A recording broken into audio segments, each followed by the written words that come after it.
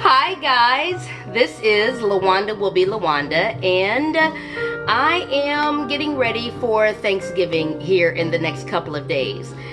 And so in households all across America, you're going to be seeing people making their preparations for the Thanksgiving celebration, and I am no different. So I've got a little holiday music playing in the background, and I'm sitting here at my kitchen sink. As you can see, I've got a pile of greens that I'm getting ready to clean and cut and prepare for Thanksgiving dinner on Thursday. I'll let you just take a quick peek at that. Yeah. And I make my greens without the stems, and so it's quite a bit of work, and it's also something that I enjoy doing quite a bit. But while I was in the process of preparing for to get ready to do this activity tonight, it brought back some unfortunate memories for me.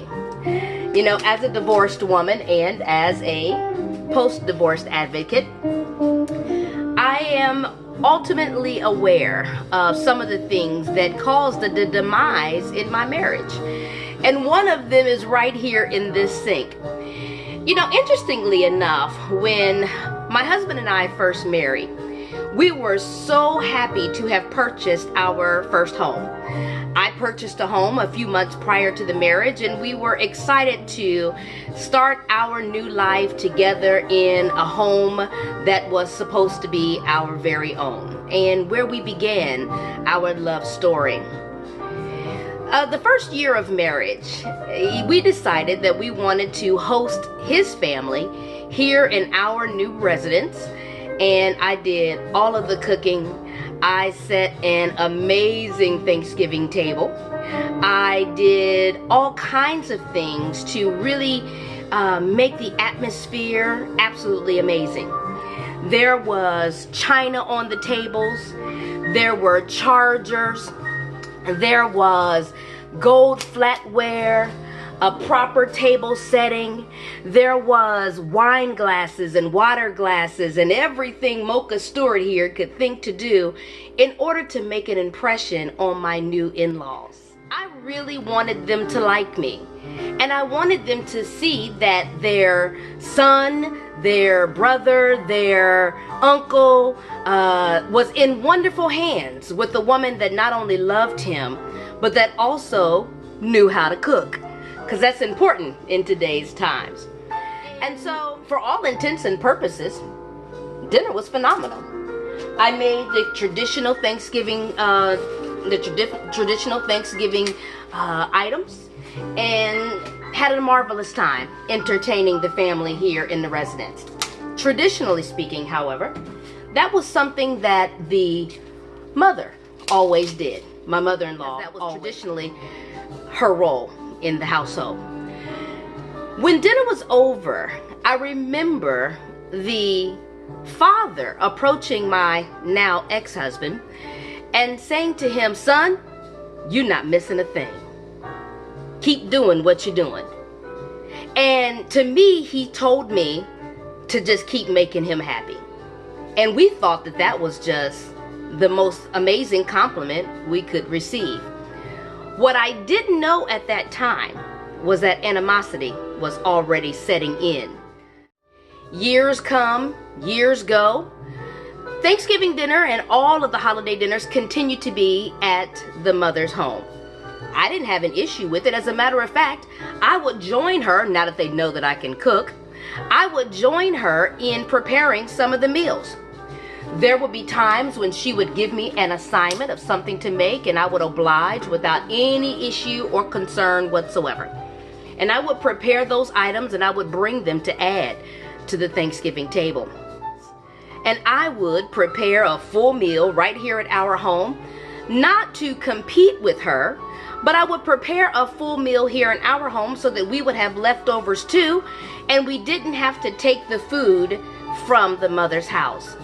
That caused even a greater level of resentment, because now what she was able to do for her son prior to him getting married, when he would take tons and tons of to-go plates with him, there was no longer a need.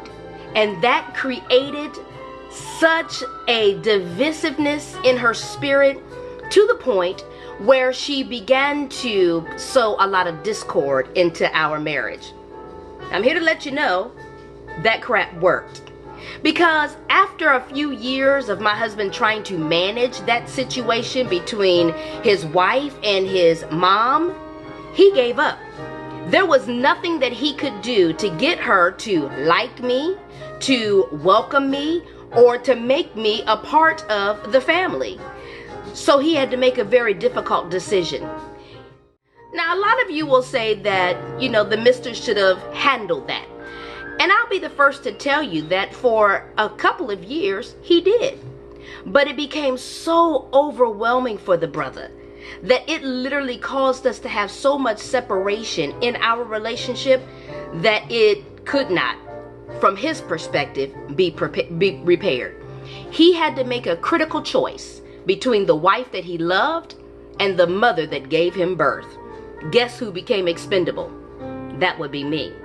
Broke my heart into a million pieces. I'll be the first to tell you, my divorce broke me to pieces. I was not one of those women who got a divorce and shrugged her shoulders and threw a party and said, oh well. Nah, that wasn't me. I cried for weeks, for days, for a year. And it took me a long time to get back to the place where I was able to function in my own gifts and anointing. So here I am, Thanksgiving 2019, back doing what I normally would do, preparing Thanksgiving for my family and preparing to enjoy a wonderful holiday season. But I do want to sow this seed because I don't necessarily know if I did everything right when I was going through those challenges with my mother-in-law. Maybe I could have backed off. Maybe I shouldn't have bought so much food. Maybe perhaps we should have taken to-go plates. I don't know what I could have done to make that right in her mind. But what I do know is that started the downward spiral of my marriage, almost from year one. So ladies, listen. Be careful when you are getting involved with these new relationships with these mother-in-laws, when their sons are very close and very tight.